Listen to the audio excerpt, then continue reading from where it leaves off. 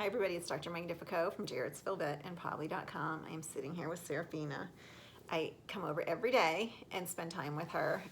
Lots of times it's at the end of the day and I literally just walk in and she runs to me and I pick her up and I just give her a hug. So that's normally how I begin and end every day is with a hug from Seraphina.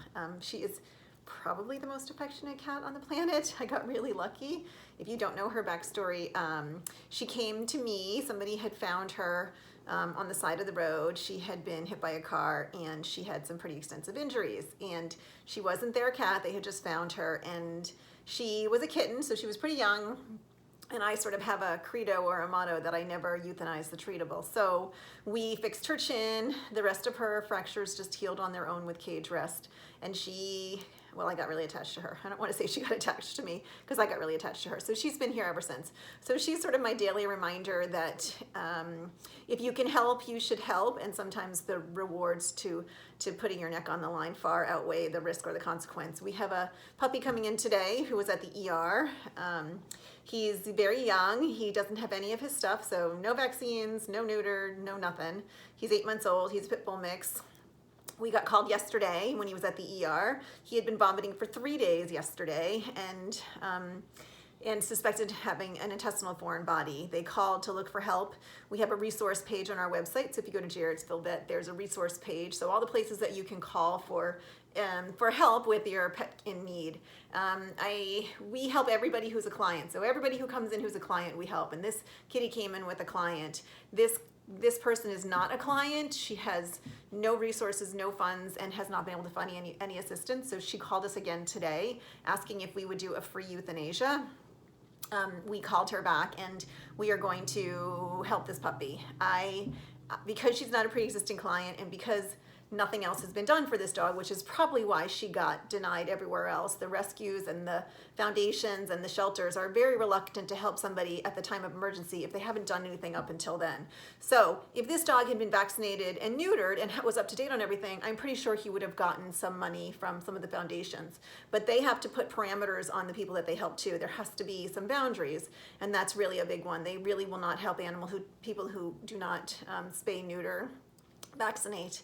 I say this because it's a segue into the real topic of this video. I just got a call, and I hardly ever answer the phone. It's always a mistake when I answer the phone. I just got a call from a rescue. We probably get a call a day from the rescue. They were calling to get a reference on a client. So they were calling to see if the pets that the potential adopters had listed were 1, active patients here, and 2, if they were spayed, neutered, and up to date. Because the rescues are most of the rescues, I think every rescue, if they're really a rescue, they're not going to adopt out to somebody who doesn't keep their pet up to date on vaccines, who isn't spaying and neutering, because it perpetuates the problem that the rescues are all trying to solve. Breeders are a different thing. Breeders, I've never had a breeder call as a reference check, which is another video and another point of concern for me. But the rescues do a really good job. More often than not, 2 things happen when these rescues call. 1, we have no idea that the client is a potential adopter. So I will not give out any information about anybody to anyone over the phone unless there's some sort of pre-existing understanding. So if you are going to adopt a pet or looking to adopt a pet, or even if you're looking to purchase a pet, you probably should call your veterinarian, or at least call us here and say, I authorize you to give permission. I give you permission to release the information about me and my pet. And then the second part of that sentence is, and oh, by the way, am I up to date on everything? If you're going out and soliciting rescues for an adoption, you should, 1, make sure you're in very good standing with your veterinarian because I have to give a reference to you on you. And then 2, make sure it's okay that we do so. So those 2 things have to happen. This client had not called us to notify us that they were putting out applications for adoption and their pets were not up to date. I have clients then calling and saying, well, the rescue called yesterday to get a reference. And then I have to say to them, well, 1, you didn't authorize, so I'm not going to give them information, which no one should give information out over the phone to anybody that we don't know personally or isn't the owner of that pet. And then 2, do you want me to give a bad reference for you? Because that means that they're never going to give you a pet again.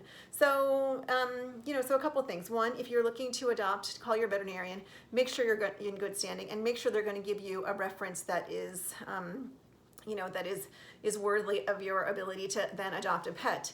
And then two, if you are one of those clients, please be nice to us. We now have clients calling to say, well, the rescue called 2 days ago and no one told them anything, and now I can't get my pet. And I said, and I want to say, well, did you want me to give them a bad recommendation? Because they're asking me, very point blank questions.